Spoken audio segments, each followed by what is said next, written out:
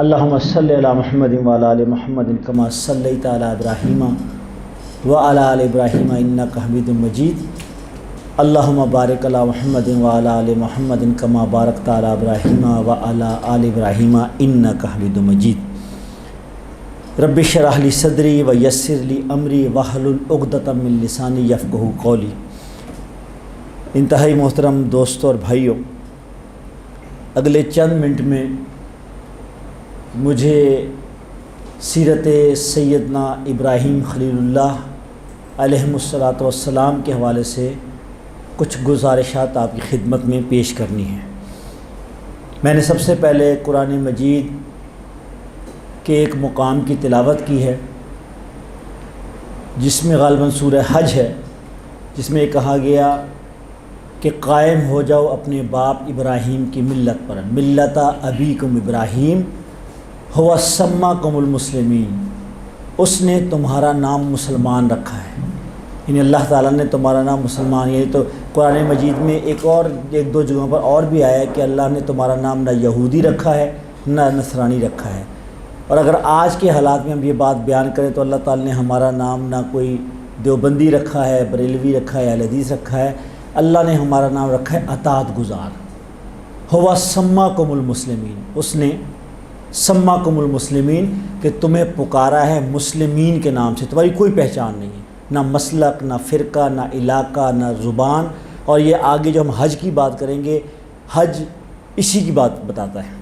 ہوا سماکم المسلمین من قبل وفی ھذا، اس سے پہلے بھی، یعنی قرآن سے پہلے بھی، وفی ھذا، اور اس قرآن کے اندر بھی، یعنی گویا جو لوگ یہودی تھے وہ یہودی نہیں تھے، وہ اس وقت کے مسلمان تھے، اس لیے کہ وقت کا نبی ہے، تو وقت کا نبی ہے تو پھر جو اس نبی پر ایمان لائیں گے وہی اطاعت گزار ہوں گے، اس کے علاوہ باقی جو بھی ہوگا۔ تو گویا یہ تو بعد میں لوگوں نے اپنا نام رکھا ہے، کسی نے اپنے آپ کو یہودی کہا، کسی نے اپنے آپ کو جو ہے نصرانی کہا۔ مسلمان کا مطلب ہے مسلم، اطاعت گزار۔ لِیَکُونَ الرَّسُولُ شَہِیدًا عَلَیکُم، تاکہ رسول تم پر شہید ہو، گواہ ہو۔ وَتَکُونُوا شُہَدَاءَ عَلَى النَّاسِ، اور تم تمام انسانوں پر گواہ ہو جاؤ۔ گویا کہ رسول نے گواہی دی صلی اللہ علیہ وآلہ وسلم، آپ صلی اللہ علیہ وسلم نے گواہی دی ہم پر، انسانوں پر، اور جب آپ چلے گئے تو جو کام آپ کر رہے تھے وہ ذمہ داری ہماری ہے۔ آپ کو یاد ہے نا کہ نبی اکرم صلی اللہ علیہ وسلم نے آخری خطبے میں ایک بات کہی تھی، جب آپ نے لوگوں سے گواہی لی کہ لوگوں کیا میں نے تم تک اللہ کا پیغام پہنچا دیا ہے؟ تو لوگوں نے کہا کہ آپ نے پہنچایا نہیں یا رسول اللہ صلی اللہ علیہ وسلم، آپ نے اس کا حق ادا کر دیا ہے۔ تو آپ نے اپنا سر آسمان کی طرف اٹھایا اور آپ نے کہا اللہم اشہد، اللہم اشہد، اللہم اشہد، اے اللہ تو گواہ ہے، اے اللہ تو گواہ ہے، اے اللہ تو گواہ ہے۔ اس کا مطلب کیا ہے؟ اور پھر اس کے بعد ایک اور جملہ کہا، فل یبلغ الشاہد الغائب، یعنی یہ جملہ آتا ہے جو نبی صلی اللہ علیہ وسلم نے آخری خطبہ دیا تھا میدان عرفات کے اندر اپنے انتقال سے چند ماہ قبل۔ آپ نے کہا پس جو تم میں سے اس میدان کے اندر حاضر ہیں ان کی یہ ذمہ داری ہے کہ وہ ان تک پہنچائیں کہ جو یہاں موجود نہیں ہیں۔ گویا اب قیامت تک آنے والوں تک اس پیغام کو پہنچانا کس کی ذمہ داری ہے؟ میری اور آپ کی۔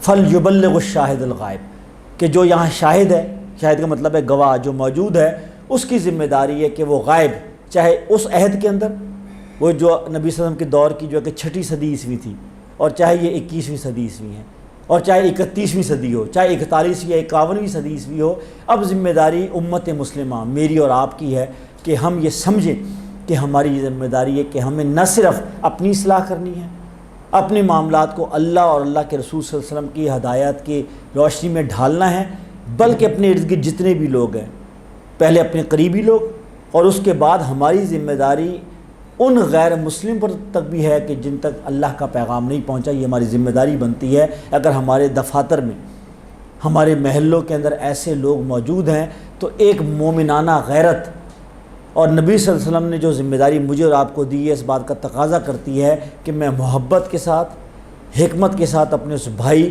کو جو ہے کہ اللہ کے دین کا پیغام، توحید، رسالت اور آخرت کا پیغام پہنچاؤں۔ تو یہ ایک میں نے آیہ مبارکہ تلاوت کی۔ اس کے بعد میں نے نبی صلی اللہ علیہ وسلم کی شان میں درود بھیجا، اور یہ مجلس کے آداب میں سے کہ نبی اکرم صلی اللہ علیہ وسلم پر درود بھیجنا، اس لیے کہ یہ مومن کا وصف ہے، یہ ایمان کا تقاضا ہے کہ آپ اپنے پیارے آقا صلی اللہ علیہ وسلم جو محسن ہیں اور جو ہم پر ہماری جانوں سے زیادہ عزت رکھتے ہیں، فوقیت رکھتے ہیں، ہم ان پر درود اور سلام بھیجیں۔ اور پھر میں نے ایک آیت پڑھی ہے جس میں یہ کہا گیا کہ یا اللہ میرے زبان کی گرہ کو کھول دے اور لوگوں کے دلوں کو میری بات کے لیے جو ہے کہ ہموار کر دے تاکہ لوگ میری بات سمجھ سکیں۔ عشرہ ذی الحج، یہ اس کو ہم کہتے ہیں ذی الحج، ذو الحج بھی کہتے ہیں، ذی الحج بھی کہتے ہیں۔ یہ اسلامی کیلنڈر کا آخری مہینہ ہے، اس کے بعد محرم شروع ہو جائے گا۔ جس طرح دسمبر کے بعد جنوری آتا ہے تو یہ آخری مہینہ ہے جس کے یہ 10 دن شروع ہو چکے ہیں، اور آج غالباً 7 ذی الحج ہے ہمارے پاکستان میں، اور غالباً ادھر 8 ہے سعودی عرب کے اندر، گویا حج کا آغاز جو ہے وہاں ہوا چاہتا ہے۔ تو یہ ذی الحج کا مہینہ جو آج میرے اور آپ کے درمیان ہے، آخری مہینہ ہے، اور یہ 10 دن بہت اہم ہیں۔ آپ سنیے ذرا غور سے کہ حضرت عبداللہ بن عباس رضی اللہ تعالیٰ عنہ سے روایت ہے، یہ حضور کے چچا زاد بھائی عبداللہ بن عباس، یعنی جو عباس کے بیٹے عبداللہ جو ہے، یہ کہ طائف میں ان کی قبر ہے، ان کا مزار طائف کے اندر ہے، اور یہ طائف میں ان کے نبی صلی اللہ علیہ وسلم کے بعد یہ طائف منتقل ہو گئے تھے۔ وہ یہ کہتے کہ یہ ذی الحج کے 10 دنوں میں کیا جانے والا عمل اللہ کو باقی دنوں میں کیے جانے والے عمل سے زیادہ پسند ہے، محبوب ہے۔ عمل سے مراد کیا ہے؟ نیک عمل، چاہے وہ حسن اخلاق ہو، چاہے وہ صدقہ خیرات ہو، چاہے وہ نوافل ہو، چاہے وہ روزہ ہو، چاہے جو بھی چیز موجود ہو، باقی دنوں میں کیے جانے والے عمل سے اللہ کو ان 10 دنوں میں یکم سے 10 زیادہ محبوب ہے۔ صحابہ کرام نے پوچھا یا رسول اللہ جہاد بھی؟ یعنی جہاد تو بہت بڑا ہے، جہاد سے بڑھ کر کوئی عبادت نہیں ہے کہ بندہ جو ہے نا کہ اللہ کے راستے میں نکل آتا ہے۔ آپ نے کہا ہاں، سوائے اس کے کہ کوئی بندہ اپنی سواری کے ساتھ نکلے، نہ سوار واپس آئے نہ سواری واپس آئے، یعنی گویا سب کچھ ختم کر دے، تو وہ تو اجر، وہ تو سمجھ میں آنے والی ہے، اس کا اجر تو ہے کہ جس کا لڑتے لڑتے جس کا گھوڑا بھی مر گیا، جس پر وہ سوار تھا، اور جو خود سوار ہے وہ بھی اللہ کے راستے میں شہید ہو گیا، ہاں اس کا اجر تو بہت زیادہ ہے۔ لیکن باقی جو بھی عمل ہے ان 10 ذی الحج سے جو ہے، ان 10 دنوں کے عمل سے جو ہے کہ زیادہ کوئی اور عمل نہیں ہے۔ امام احمد بن حنبل رحمۃ اللہ تعالیٰ علیہ کہ جو ہمارے بہت بڑے امام ہیں، فقہ کے امام ہیں، فقہ، اور یہ جو ہے کہ قریب ترین زمانہ بنتا ہے یہ نبی صلی اللہ علیہ وسلم کا، امام مالک اور امام احمد بن حنبل کا۔ انہوں نے عبداللہ بن عمر سے سوال کیا۔ عبداللہ بن عمر حضرت عمر کے بیٹے تھے، ان کا بھی بڑا درجہ ہے، فقہ کے اندر بہت درجہ ہے، اور ان کا نام تو خلیفہ کے لیے بھی ہوا تھا، لیکن حضرت عمر نے نکال دیا تھا کہ چونکہ میرا بیٹا ہے، ورنہ یہ کوالیفائی کرتے تھے خلیفہ بننے کے لیے۔ لیکن حضرت عمر رضی اللہ عنہ تو بہت زیادہ حساس تھے، انہوں نے اپنے بیٹے کا نام اس لسٹ سے نکال دیا، اس کمیٹی سے نکال دیا کہ بھئی نہیں، جو ہے کہ یہ نہیں کرے گی۔ تو آپ نے ان سے روایت ہے کہ کوئی دن اللہ کے ان 10 دنوں سے زیادہ عظمت والا نہیں ہے، اور نہ ہی کسی دن کا عمل اللہ کو اس سے زیادہ محبوب ہے، اس لیے تم ان دنوں میں کثرت سے تحلیل، تحمید اور جو ہے کہ وہ اللہ تعالیٰ کی تمجید کرو، یعنی یہ اللہ تعالیٰ کی کبریائی بیان کرو، اللہ اکبر، یہ جو کبریائی اللہ اکبر ہے، تحلیل لا الہ الا اللہ محمد رسول اللہ، تمجید اللہ کی بزرگی بیان کرنا، سبحان اللہ و بحمدہ سبحان اللہ العظیم، بہت سارے ہمارے کلمات موجود ہیں۔ ایک اور سنیے بات، حضرت ابو ہریرہ رضی اللہ تعالیٰ عنہ سے روایت ہے کہ اللہ تعالیٰ کو اپنی عبادات دوسرے اوقات میں کرنے کے بجائے ذو الحج میں کرنی محبوب ہے، اور ذو الحج کے ایک دن کا روزہ پورے سال کے روزوں کے برابر ہے۔ نہ لگائیے، اب یہ اللہ تعالیٰ کی طرف سے کتنی بڑی نعمت ہے، لیکن اس میں ہمیں معلوم کیا جائے، ہم بتائیں ایک دوسرے سے، ایسی مجالس منعقد ہوں، پڑھنے والے پڑھیں کہ آپ ان 10 دنوں میں کوئی ایک روزہ بھی رکھ لیں۔ ویسے عام طور پہ مسنون روزہ تو وہ ہے کہ جب حجاج کرام میدان عرفات کے اندر ہوتے ہیں تو وہ بہت بڑا دن ہے، اور یہ بالکل ایسے ہی ہے، اور وہ دن تو آپ کو پتہ ہے کہ اللہ تعالیٰ کہتا ہے کہ جتنے اس دن لوگوں کو معاف کرتے ہیں کسی دن نہیں معاف کرتے۔ اتنی بڑی اللہ کی رحمت ہوتی ہے کہ جب میدان عرفات کے اندر، یعنی یہ ہوتا ہے 9 ذی الحج ہے، تو ہم عام طور پہ لوگ دونوں طریقے سے رکھتے ہیں، یا جب وہاں لوگ میدان عرفات میں ہوتے ہیں تو رکھ لیں، لیکن ہمارے یہاں ایک دن کا فرق ہوتا ہے، یا یہاں 9 ذی الحج ہوتا ہے، کوئی اس میں کوئی وہ نہیں ہے، اور علماء کہتے ہیں آپ جو بھی آپ کو آسانی ہو، تو گویا یہ بات کی گئی کہ ایک دن کا روزہ۔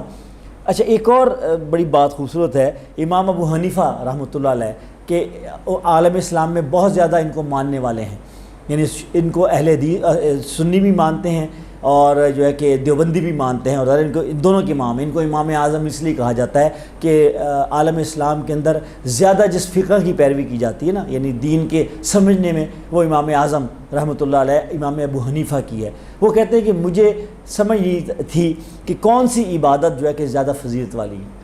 نماز بھی عبادت ہے، روزہ بھی عبادت ہے، اور جب آپ ہر عبادت کی پڑھتے ہیں تو ہر عبادت کے اندر بڑے اللہ کی رحمت کے خزانے ہیں، اور احادیث ہیں، قرآن میں تذکرہ ہے کہ تم یہ کرو گے اللہ معاف کر دے گا، گناہوں کو معاف کرے گا، درجات بلند کرے گا۔ وہ کہہ رہے ہیں کہ مجھے جو ہے کہ تھا کہ تردد تھا کہ کون سی عبادت زیادہ ہے، لیکن جب میں نے حج کر کے خود اس کے فوائد اور فضائل دیکھ لیے تو میرا دل مطمئن ہو گیا کہ یہ حج جو ہے یہ اس سے بڑی عبادت کوئی نہیں ہے۔ ظاہر جس طرح کی عبادت ہے، ظاہر یہ سب پر فرض نہیں، اس میں کوئی شک نہیں ہے، جس کے پاس وسائل نہیں ہے اس کی جو ہے اس کے اوپر کوئی گرفت نہیں ہے، لیکن جو حج کرتا ہے اللہ جس کو توفیق دیتا ہے، یعنی اس کے اندر اتنے فوائد ہیں کہ جس کا بے حد و حساب ہے۔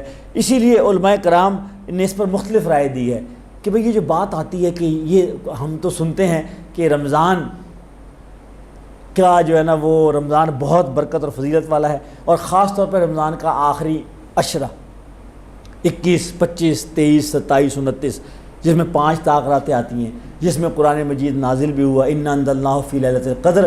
تو وہ علماء کی اس پر ایک سے زیادہ رائے ہے کہ بھئی یہ رمضان کے آخری عشرہ زیادہ برکت والا ہے یا ذی الحج کا یہ عشرہ یکم سے 10۔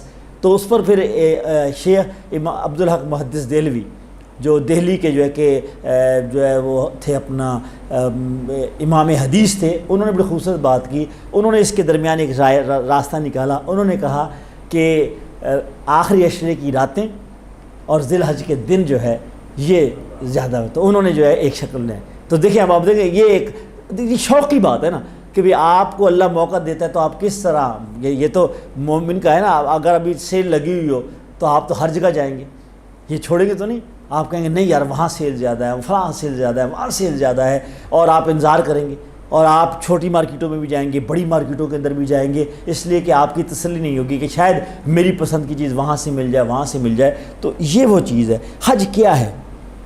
ویسے تو اس کا مطلب ہے قصد، نیت کرنا، ارادہ کرنا۔ عربی کے اندر حج کا مطلب یہ ہے، یعنی جس طرح زیارت کرنے کے لیے آپ کرتے ہیں نا، اس کو کہتے ہیں حج۔ تو وہ جو ہے نا کہ والدین کے چہرے پر محبت بھری نگاہ ڈالنا بھی اس کا ثواب بھی، دیکھیں یہ بھی ایک وہ ہے نا کہ یعنی جب آپ اپنے والدین سے ملنے جاتے ہیں ان کی محبت کے اندر، تو کہا یہ جاتا ہے کہ یہ محبت نگاہ ڈالنا اس کا بھی اجر ہے کہ غالباً کوئی حج عمرے کی اس طرح کی کوئی حدیث کا کوئی مفہوم ہے کہ اپنے والدین کی، والد والدہ کے چہرے پر اس طرح محبت کی نگاہ ڈالنا۔ تو قصد کرنا، ارادہ کرنا، نیت کرنا اس کا جو کہ مطلب ہوتا ہے۔ اور یہ کتنی بڑی عبادت ہے حج کہ نبی صلی اللہ علیہ وسلم نے فرمایا کہ اگر کسی واقعی مجبوری اور بیماری، وسائل نہیں ہے، وہ کوئی مجبوری نہیں ہے، اس پر تو آپ سے کوئی نہ زکوٰۃ کے متعلق کوئی پابندی ہے اور نہ حج کے متعلق وسائل نہیں ہے، تو بالکل اللہ تعالیٰ نہیں پوچھے گا۔ لیکن آپ کے پاس وسائل ہیں، کوئی مجبوری ہے، بیماری ہے، یا جس طرح آپ کہتے ہیں کشمیر میں، فلسطین میں لوگ جو ہے کہ ظلم اور جبر کی وجہ سے نہیں جا سکتے، خواہش بھی رکھتے ہوں، ایسی کوئی مجبوری نہیں ہو اور بندہ جو ہے کہ وہ حج نہیں کرتا اس کے باوجود، تو اللہ تعالیٰ کو کوئی غرض نہیں ہے وہ یہودی رہے یا نصرانی رہے، یعنی اللہ کو اس کی مسلمانی سے کوئی غرض نہیں۔ یعنی آپ اندازہ لگائیے کہ ہمارے ملک میں ایسے بے شمار لوگ ہیں، اللہ نہ کرے کہ جن کے پاس پیسہ بھی ہو، وسائل بھی ہوں، اور ان کے دل میں خواہش ہی نہیں پیدا ہوتی کہ میں اللہ کے گھر جا کر اس کے گھر کا طواف کروں، پیارے آقا صلی اللہ علیہ وسلم کے روضہ مبارک کے اوپر سلام پیش کروں، نذرانہ عقیدت پیش کروں، اور یہ وہ چیزیں، تو یہ کیسا مسلمان ہے، کیسا اس کا ایمان ہے۔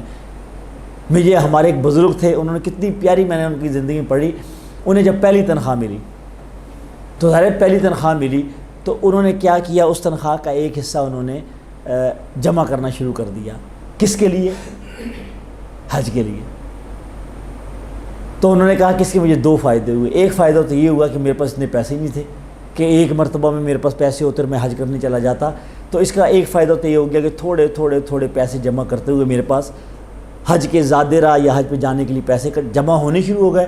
اور دوسرا فائدہ مجھے یہ ہوا کہ مجھے حج کا ثواب پہلے دن ملنا شروع ہو گیا، پتہ نہیں میری قسمت میں تھا یا نہیں تھا۔ اللہ کہتا ہے نا اعمال کا دار و مدار نیتوں پر ہے، تو جب اللہ کہتا ہے تم نے نیت کر لی، اللہ اتنا جو ہے بخشنے والا ہے، اللہ اتنا مہربان ہے کہ آپ ابھی اپنے ذہن میں نیت ہی کرتے ہیں، ابھی آپ نے عمل نہیں کیا، قدم نہیں اٹھایا، لیکن اللہ کہتا ہے میں تمہیں اجر دوں گا.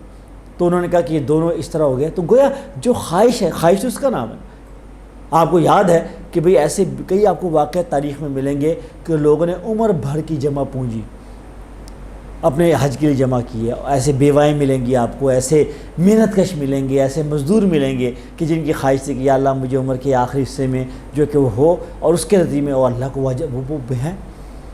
اور اللہ تعالیٰ تو نیتوں کو دیکھتا ہے. اور ایسے بھی ہیں، یعنی ایک واقعہ ہے غالباً، مجھے اس کا ریفرنس یاد نہیں آ رہا، کہ کسی بزرگ سے وہ روایت کیا گیا ہے کہ انہوں نے کہا کہ اس دفعہ کا حج جو ہے کہ کسی کا قبول نہیں ہوا سوائے ایک کے،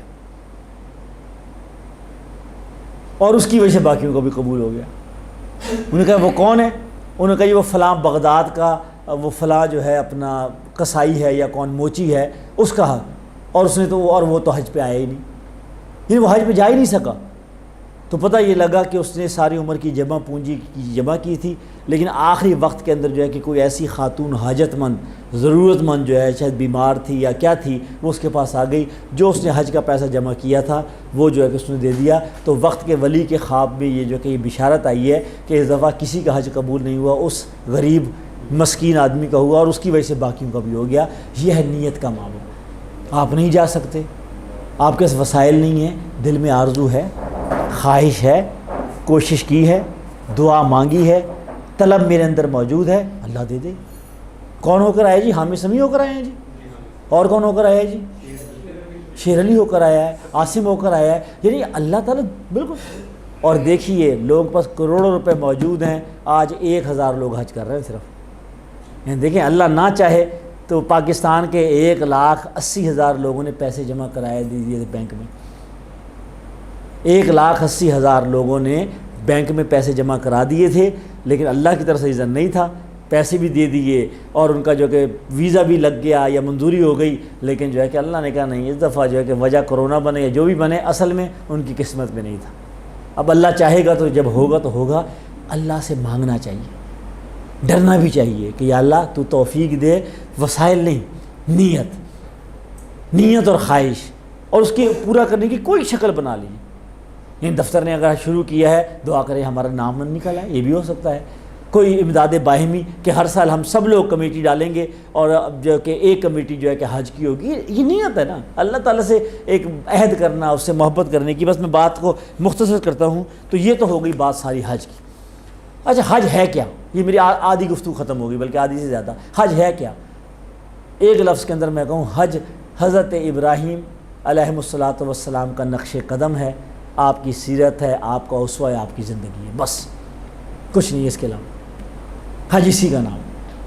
اور اللہ کے رسول صلی اللہ علیہ وسلم نے بھی حج جو ہے کہ حضرت ابراہیم کے نقش قدم پہ کیا. آپ کو پتہ ہوگا کہ یہ کفار نے تو اس کے دنوں کو بھی گڑبڑ کر دی تھی. جس طرح یہودی اور عیسائی کیا کرتے تھے اپنی مرضی کے لیے، وہ جو ہے نا وہ جو آپ نے سنا ہے نا کہ ہفتے کے دن شکار کرنا منع تھا یہودیوں کو، تو نالیاں کھود کے اور مچھلیاں جو ہے سمندر سے وہ لے آتے تھے اپنے تالابوں میں، اور اگلے دن جو ہے کہ پکڑ لیتے تھے. یہ جو حجتیں، دلیلیں، بہانے جو ہم بھی کرتے ہیں، نہیں حالات ایسے ہیں یار، حالات بڑے مشکل ہیں یار، کیسے سود کھائے بغیر چارہ کوئی نہیں ہے، سودی نظام ہے اور یہ ہے وہ ہے. نہیں،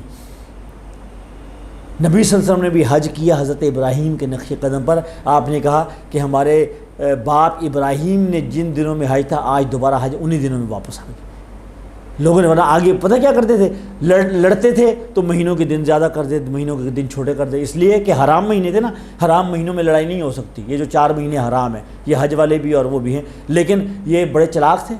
یہ جو مکے کے لوگ تھے یا اس طرح کے عرب کے لوگ تھے، وہ جہاں اپنا فائدہ ہوتا تھا وہ مہینے کو چھوٹا کر دیتے تھے، اس کو نسی کہتے ہیں، مہینے کو بڑا کر دیتے تھے. نبی صلی اللہ علیہ وسلم نے کہا اب جو ہے کہ حج دوبارہ اپنی جگہ پر آ گیا، اب قیامت تک کے لیے یہ تبدیل نہیں ہوگا. تو گویا نقش قدم پر حج، اور حج کی ایک ایک عبادت. اچھا حضرت ابراہیم کی 4 خصوصیات خاص طور پر جو قرآن بیان کرتا ہے. نمبر 1 اخلاص اور یکسوئی. نمبر 2 انکار اور اعراض لا تعلقی. نمبر 3 قربانی اور ایثار. اور نمبر 4 امت مسلمہ کا قیام، امت کا قیام.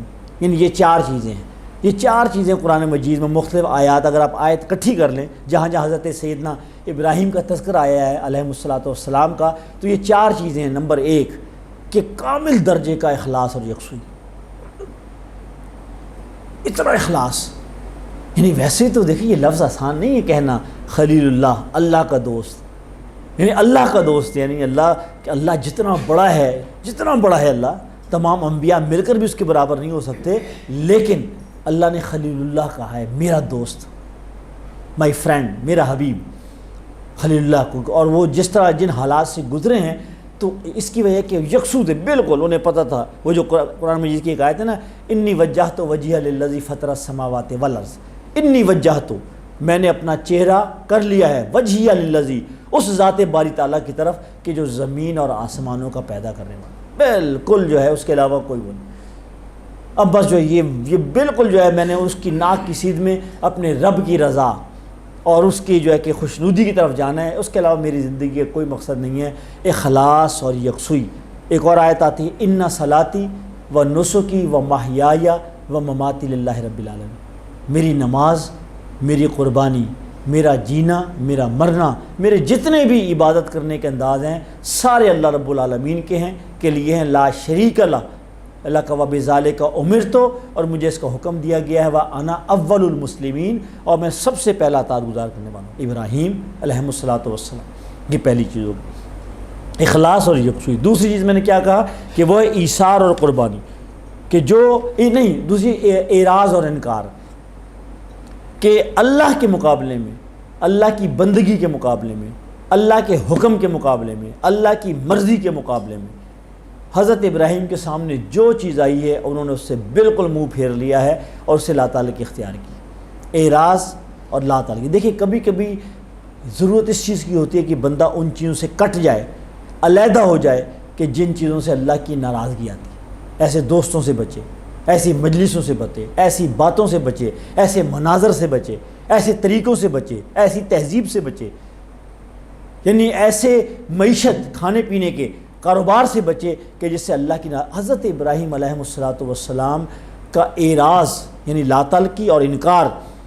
دیکھیے زندگی تعلقات سے عبارت ہے، یہ ایک تعلقات ہے، ہم کولیگ ہیں نا، ایک ہی دفتر میں رہتے ہیں، تعلق دوستی یاری جو ہے نا وہ ہو گئی۔ ایک جو ہے کہ خاندانی تعلقات ہوتے ہیں، یعنی میاں بیوی اولاد کا رشتہ، والدین کا رشتہ، کتنا خوبصورت رشتہ ہے۔ پھر اس کے بعد قبیلہ، برادری، پارٹی، ملک، زبان۔ پٹھان دوست جہاں اکٹھے ہوں گے انہیں اپنی زبان پر بہت زیادہ ان کی افیلیشن ہے، اور ظاہر اچھی بات ہے کہ وہ آپس میں جب بھی بولیں گے وہ اپنی زبان بولیں گے، زبان کی۔ لیکن آپ یہ دیکھیں کہ حضرت ابراہیم علیہ السلام نے ایک ایک تعلق جو ہے اس سے انکار اس لیے کیا کہ اللہ تعالیٰ کی وجہ سے۔ وہ ایک سجادہ نشین تھے۔ سجادہ نشین کا مطلب کیا ہے کہ جس کے پاس گدی آتی ہے، وہ گدی نشین تھے۔ اپنے وقت کی ایک بڑی گدی جو ہے نا اس کے جو ہے کہ وہ بالکل تھے، اور بالکل چند مہینوں سالوں بعد ان کا نمبر آنے والا تھا، لیکن انہوں نے چھوڑ دی۔ ایک مذہبی خاندان کے تھے نا، اور اب آج کل آپ یہ دیکھیں مذہبی خاندان، یہ پوری معیشت ہے، اکانومی ہوتی ہے ان، آپ کبھی جا کر دیکھیں نا ان کے اوپر پوری معیشت ہوتی ہے، پوری معیشت۔ انہوں نے چھوڑ دیا اس کو، انہوں نے اپنے اس کو جو ہے کہ چچا کو چھوڑ دیا۔ اللہ نے کہا کہ تم اپنے باپ کی مغفرت کی دعا نہیں کر سکتے، انہوں نے اس کو وہی چھوڑ دی۔ یعنی باپ سے بڑھ کر، یعنی قرآن ہی کہتا ہے نا، حدیث کہتی ہے کہ باپ تمہارے مشرک بھی ہو جائیں حسن سلوک کرو، لیکن جب اللہ نے کہا کہ مغفرت کی دعا نہیں ہو سکتی، مغفرت کی دعا نہیں ہو سکتی، آپ نے اس سے بھی لا تعلق کی اختیار کر لی۔ آپ بالکل بڑھاپے کے اندر آپ کی اولاد ہوتی ہے، اللہ کہتا ہے کہ نہیں، ہم نہیں چاہتے کہ تم اب اس کے ساتھ رہو، اور تم جو ہے کہ ان کو چھوڑو، یہاں نہ درخت ہے نہ پانی ہے، تم اپنی جو ہے کہ اہلیہ اور اپنے بیٹے اسماعیل کو یہیں چھوڑو، اور تم جاؤ، تمہیں حکم دے دیا، وہ چھوڑ کے چلے جاتے۔ عراق سے اپنا حجاز، حجاز سے مصر، مصر سے فلسطین، جو ہے کہ اب اس وقت کہاں ان کی روضہ انوار کا یعنی کہاں ہے، وہ جو ہے اسرائیل کے شہر یعنی فلسطین میں ہے، الخلیل جس کو ہیبرون کہتے ہیں، اس کا نام الخلیل ہے، وہاں آپ کی قبر مبارک ہے، وہاں آپ کا روضہ ہے، وہاں آپ کی زیارت گاہ ہے۔ تو آپ کی دیکھیے کہ کہاں سے نکلتے ہیں، عراق جہاں پیدا ہوئے، جہاں آپ کی جگہ تھی، تو گویا آپ کی ہر چیز جو ہے انہوں نے ہر چیز چھوڑ دی۔ وطن، بڑا وطن ہوتا ہے نا، اپنے علاقے سے تعلق ہوتا ہے، وطن چھوڑ دیا آپ، ماں باپ چھوڑ دیے، خاندان چھوڑ دیا، قبیلہ چھوڑ دیا، بیوی بچے چھوڑ دیے، اللہ کی کیا غم ہے جو ہے ساری خدائی بھی مخالف، کافی ہے اگر ایک خدا میرے لیے ہے، علیہم الصلاۃ والسلام۔ تیسری چیز جو میں نے آپ کو بتائی ہے وہ تیسری چیز یہ ہے کہ حضرت سیدنا ابراہیم علیہ السلام تسلیم اور سپردگی، اپنے آپ کو اللہ کے سپرد کر دی۔ دیکھیے آسان نہیں ہوتا کہ اولاد ملی ہے اور خواب میں دیکھتے ہیں کہ میں اس کو ذبح کر رہا ہوں، تو اس کے بعد چونکہ چنانچہ ایف اور بٹ جو ہم کرتے ہیں نا جی کہ اچھا یار نماز ذرا دیر سے پڑھ لوں گا، اکیلا پڑھ لوں گا، تھکا ہوا ہوں، بعد میں پڑھ لوں گا، یہ کر جیسے ہم کرتے ہیں عام طور پہ۔ نہیں، ابھی تو یہ تو سادہ سا فرض نماز ہے نا، آپ فرض نماز آپ دیکھیے کہ ہمارے ہاں کتنی اس کے اندر وہ ہوتی ہے، لیکن آپ یہ دیکھیں کہ سپردگی اور جو تسلیم ہے کہ جب ایک چیز طے ہے اور یہ اللہ کا حکم ہے، یہ اللہ کی مرضی ہے، اللہ نے کہا ہے، تو پھر اس کے اندر کوئی میری کوئی رائے ہے ہی کوئی نہیں، بالکل کہ میں اپنی رائے کو اہمیت دوں کہ اچھا میں یہ کر لوں گا، یہ کروں، نہیں، اللہ کا حکم ہے۔ نماز کس کا نام ہے؟ نماز 5 مرتبہ بندہ یہ ایک اعلان کرتا ہے کہ اللہ کہتا ہے کہ تم میری یاد کے لیے نماز قائم کرو، اور بندہ اگر اس کی طرف نہیں جاتا تو اس کا مطلب ہے کہ وہ اللہ کے مقابلے میں کسی اور کام کو ترجیح دے رہا ہے۔ اللہ معاف کرے، یعنی اس کی شکل یہ ہوتی ہے، میں یہ نہیں کہتا کہ وہ ایسا کرتا ہوگا کہ جب وہ مسجد میں حاضر نہیں ہوتا، اللہ نے اس کو حکم دیا ہے کہ تم مسجد میں آ کر نماز پڑھو، تو وہ نہیں آتا، تو اس کا مطلب ہے وہ کہتا ہے اچھا میری فائل زیادہ اہم ہے، یہ میرے سامنے جو میرا ملاقاتی آیا ہوا ہے یہ زیادہ اہم ہے، اچھا یہ میں کھانا کھا رہا ہوں یہ ذرا زیادہ اہم ہے، یہ اور جو ہے کہ مجھے اپنا جو ہے یہ زیادہ اہم ہے۔ نماز تو ہے نا، ہے کون سی قضا ہو رہی ہے، جبکہ نماز کیا ہے؟ نماز یہی ہے کہ نہیں، جب اذان ہو گئی ہے، حی علی الصلاۃ پکار دیا گیا ہے، تو پھر تمہارا پہلا کام یہ ہے، اس لیے کہ تم یہ نماز مسجد میں آ کر پڑھ کر اس بات کا اعلان کرتے ہو، اپنے آپ کو تسلیم کرتے ہو کہ اللہ میں تیرا بندہ ہوں، میں اپنے بیوی بچوں میں ہوں، میں اپنے دفتر کے اندر موجود ہوں، میں اپنے کسی کام میں ہوں، میں گاڑی سے اتر جاؤں گا تجھے یاد کرنے کے لیے۔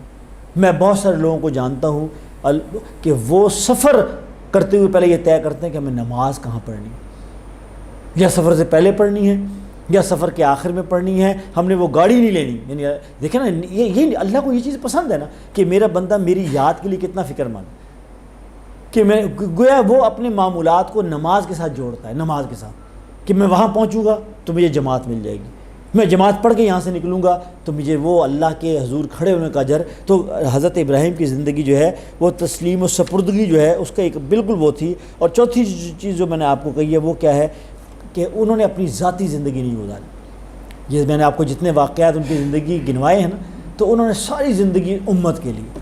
آپ یہ دیکھیے کہ جب وہ خانہ کعبہ کی دیواریں بلند کر رہے تھے حضرت اسماعیل علیہ السلام کے ساتھ، انہوں نے ایک دعا تھی جو قرآن میں لکھی، ربنا وجعلنا مسلمین لک ومن ذریتنا، کہ یا اللہ میری ذریت میں سے، میری اولاد میں سے ایک ایسی امت پیدا فرما کہ جو تیری نام لیوا، وَأَرِنَا مَنَاسِكَنَا وَتُبْ عَلَيْنَا إِنَّكَ أَنْتَ التَّوَّابُ الرَّحِيمُ، کہ یا اللہ ہمیں اپنے جو ہے کہ اس کے وہ سکھا، آداب بھی سکھا، اور ہماری توبہ کو قبول فرما، بے شک تو سب سے بڑھ کر توبہ کو قبول کرنے والا ہے۔ مطلب کہ انہیں اپنے، یعنی وہ کہتے ہیں تجھے اپنی ذات کا غم مجھے فکر امن عالم، کہ جو ہے کہ ہمیں اپنی ذات، ہم نماز ہی پڑھتے ہو اپنی ذات کے لیے، یا اللہ مجھے یہ مل جائے، یا اللہ مجھے یہ مل جائے، یا اللہ مجھے، یعنی میں اگر میں اپنی بات کرتا ہوں نا، میں دعا کیا مانگتا ہوں؟ میرے بچے، میرا گھر، میری روٹی، میری روزی، غلط نہیں ہے، لیکن میں کہتا ہوں کہ انبیاء کی زندگی کیا ہے، یعنی انہوں نے تو اپنی زندگی سے بتایا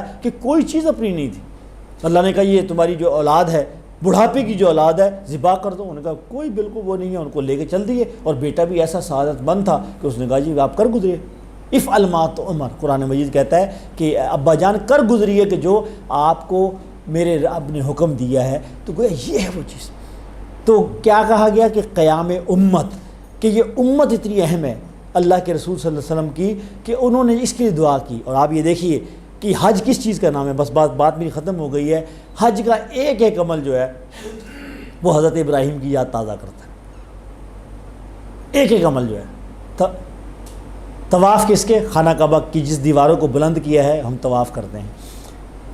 حضرت ابراہیم نے جو یہ دعا پڑھی تھی، اب قیامت تک کے لیے انسان آئیں گے اور یہ اس گھر کو آباد کریں گے، یہ حضرت ابراہیم کی پکار کا، وہ جب آپ نے دیواریں کھڑی کر لی تو قرآن وہ جو ہے نا کہ از رفع القواعد، پتہ اس طرح کا کوئی جو ہے کہ جب دیواریں بلند کر لی تو پھر اللہ نے کہا کہ تم اب اعلان کرو، منادی کرو کہ لوگ اللہ کے گھر کی طرف آئیں۔ تو آپ یہ دیکھیں کہ وہ اس وقت اس کو مدت گزر گئی ہے میرے خیال ہے 4000 سال، آئی تھنک 4000 سال ہی ہو گئے، 4500 سال حضرت ابراہیم کو، یعنی 4500 سال پہلے حضرت ابراہیم نے جو صدا بلند کی تھی، اب قیامت تک جو ہے کہ ہر سال پوری دنیا سے لوگ لبیک اللہم لبیک، یا اللہ ہم حاضر ہیں تیرے دربار کے اندر، حاضر ہیں تیرا نام بلند کرتے ہیں، اور لوگ جمع ہوتے ہیں اس گھر کے اندر اللہ تعالیٰ، وہ حضرت ابراہیم کی، یعنی اللہ کو اپنے ایک محبوب، اپنے بندے کی جو ہے کہ اس کا عمل اتنا قبول ہوا، اب قیامت تک اس کی پکار پر لوگ جو ہے کہ آتے رہیں گے اور اس گھر کو جو ہے کہ آباد کریں گے۔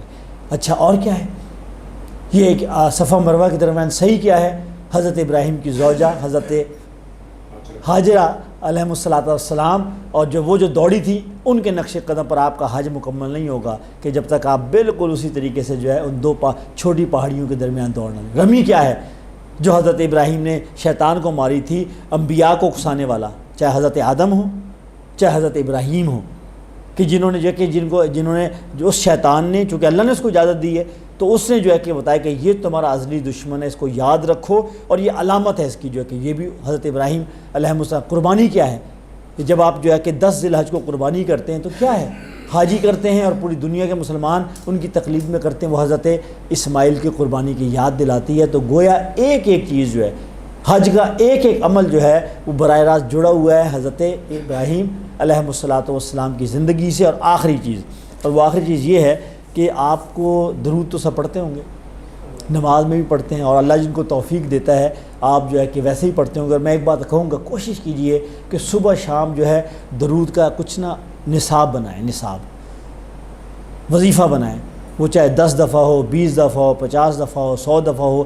درود جو ہے ایک تو درود ابراہیم ہی ہے، یہ سب سے بڑا جسے کہتے ہیں بابرکت درود ہے جو نماز میں پڑھتے ہیں، لیکن اس کے علاوہ بہت سارے درود مختصر جو ہے وہ یعنی جو کتابوں میں بھی موجود ہیں۔ آپ یہ طے کریں کہ مجھے صبح شام اتنی دفعہ ہو رہا ہے، 5 منٹ لگتے ہیں، 10 منٹ لگتے ہیں، اس سے زیادہ نہیں لگتا۔ آپ موٹر سائیکل چلا رہے ہیں تو گھر سے یہاں تک آتے ہوئے بھی آپ آرام سے جو ہے کچھ پڑھ سکتے ہیں۔ یہ درود کے اوپر اگر آپ اس کا ترجمہ اگر غور کریں نا، ہم کہتے ہیں اللہم صلی علی محمد، اے اللہ، یعنی ہم کہتے ہیں ہماری یہ مجال نہیں کہ ہم درود بھیج سکیں، ہماری یہ مجال نہیں، ہماری حیثیت ہی کیا ہے، گناہ گار، بدکار، سیاہ کار، خطا کار جو ہے لوگ ہم۔ اللہم، اے میرے رب، تو بھیج علی محمد صلی اللہ علیہ وسلم، تو بھیج نبی صلی اللہ علیہ وسلم پر سلامتی اور درود۔ آگے کیا ہے؟ کما صلیتا، جیسا کہ تو نے بھیجا، علی ابراہیم و علی آل ابراہیم، جیسا کہ تو نے بھیجا ابراہیم پر اس کی اولاد۔ اللہم بارک علی محمد، یا اللہ برکت دے، یا اللہ ہماری دعا ہے کہ تو برکت دے اور برکت دے، پیارے آقا صلی اللہ علیہ وسلم کا نام اور بلند کر جیسا کہ تو نے بلند کیا، کما بارکت علی ابراہیم والا، یعنی گویا کہ نبی صلی اللہ علیہ وسلم امام الانبیاء ہیں، تمام انبیاء کے سردار ہیں، اس میں کوئی شک نہیں ہے۔ لیکن آپ دیکھیں نبی صلی اللہ علیہ وسلم کے لیے بھی کوئی بینچ مارک ہے، کوئی معیار ہے تو کون ہے؟ حضرت ابراہیم علیہ السلام۔ اور ہمیں سکھایا جا رہا ہے کہ دیکھو جس طرح اللہ نے، اور میں نے جس طرح کہا کہ اس وقت تینوں مذاہب جو ہیں، عیسائی، یہودی اور مسلمان، یہ تینوں جو ہے حضرت ابراہیم کے حوالے سے متفق ہیں۔ یہودی نبی صلی اللہ علیہ وسلم کو نہیں مانتے، نعوذ باللہ۔ عیسائی جو ہے اس طریقے سے نہیں مانتے، ظاہر ہے وہ کہتے ہیں کہ ہمارے حضرت موسیٰ ہیں، ہمارے حضرت عیسیٰ ہیں۔ مسلمان سب کو مانتے ہیں، لا نفرق بین احد من رسل، سورہ بقرہ کی آخری رکوع ہے، ہم کسی نبی میں تفریق نہیں کرتے۔ لیکن حضرت ابراہیم کو اللہ نے مقام دیا ہے کہ تینوں الہامی مذاہب جو ہے وہ حضرت ابراہیم کی فضیلت اور ان کی جو ہے کہ اس کے اوپر جو ہے کہ متفق ہیں۔ تو یہ ہے ماہ ذی الحج، یہ ہے عشرہ ذی الحج جو گزر رہا ہے، جس کے صرف 3 دن رہ گئے ہیں، اور یہ ہے سیدنا ابراہیم علیہ الصلاۃ، یہ ہے حج، اور یہ ہے جو ہے کہ عید جو ہے کہ اضحیٰ جو ہے جس کو ہم کہتے ہیں۔ تو یہ وہ مقام ہے۔ ایک بات جاتے یاد آ گئی، حضرت عمر سے ایک یہودی نے یہ کہا کہ عمر تمہارے اپنا کوئی کتاب، تمہاری قرآن میں ایک آیت ایسی ہے اگر ہمارے پاس ہوتی تو ہم جشن مناتے۔ تو حضرت عمر نے کہا وہ کون سی آیت ہے؟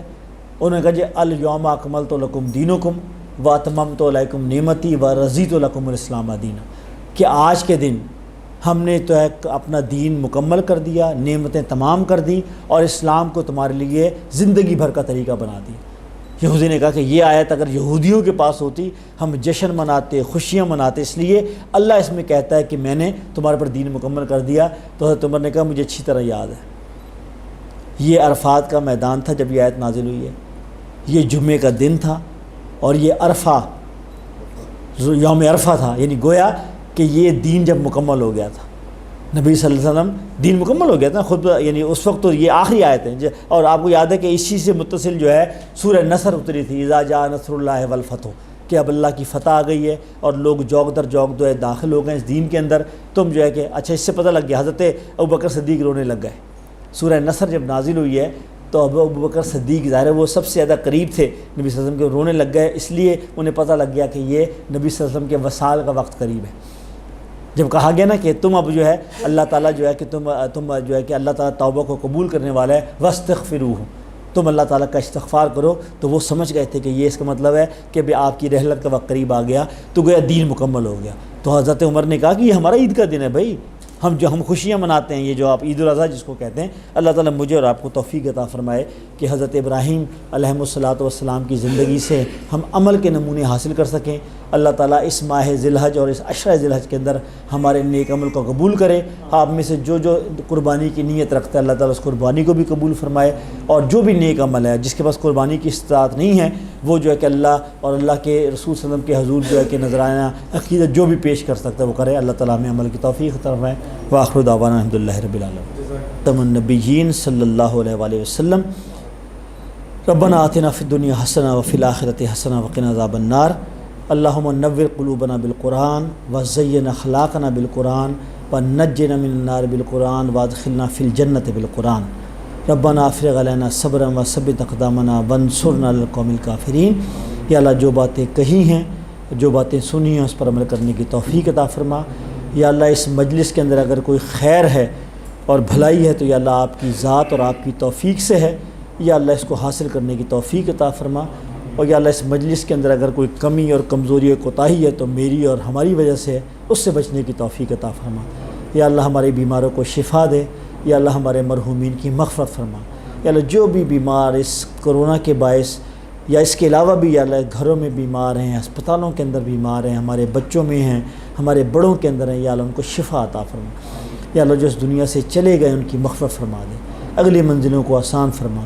یا اللہ ان کے پسماندگان کو صبر عطا فرما. یا اللہ ہماری جو بھی حاجت ہے، ضرورت ہے، جو کمی ہے، اپنے فضل و کرم سے یا اللہ اس کو پورا فرما دے. یا اللہ ہماری جو ضرورت ہے ہمارے گھروں کے اندر یا اللہ اس کو پورا فرما دے. یا اللہ ہمارے والدین کی مغفرت فرما، اگر زندہ ہیں تو ان کو جو ہے ان کی عمر میں برکت عطا فرما. یا اللہ ہماری اولادوں کو ہماری آنکھوں کی ٹھنڈک بنا دے. یا اللہ ہمارے دل کا سرور بنا دے. یا اللہ ہماری زندگی کی زینت بنا دے. اور یا اللہ آخرت میں ہمارے لیے نجات کا باعث بنا دے. یا اللہ ہمارے ملک کی حفاظت فرما. یا اللہ اس امت کی حفاظت فرما جس امت کو تیرے خلیل حضرت ابراہیم علیہ الصلاۃ والسلام نے قائم کیا تھا. یا اللہ اس امت کی حفاظت فرما. یا اللہ اس کے مظلوموں کی نصرت فرما دے. یا اللہ جو پریشان حال ہیں ان کو جائے قرار عطا فرما دے. یا اللہ اسلام کا بول بالا فرما، اسلامی نظام کو نافذ اور غالب فرما دے. اور یا اللہ ہمیں اپنا حصہ ادا کرنے کی توفیق عطا فرما. یا اللہ جو مانگا ہے وہ بھی عطا فرما، اور جو نہیں مانگ سکے وہ بھی عطا فرما دے. یا اللہ جو زبان پر لاتے ہوئے ڈرتے ہیں، جھجکتے ہیں، شرم آتی ہے، کسی کو نہ پتہ لگے، یا اللہ تو اپنے فضل و کرم سے ہماری وہ حاجتیں، ہماری دعائیں، ہماری طلب، ہماری ضرورتوں کو پورا فرما دے. ربنا تقبل منا انک انت السمیع العلیم وتب علینا انک انت التواب الرحیم اجمعین برحمتک یا ارحم الراحمین.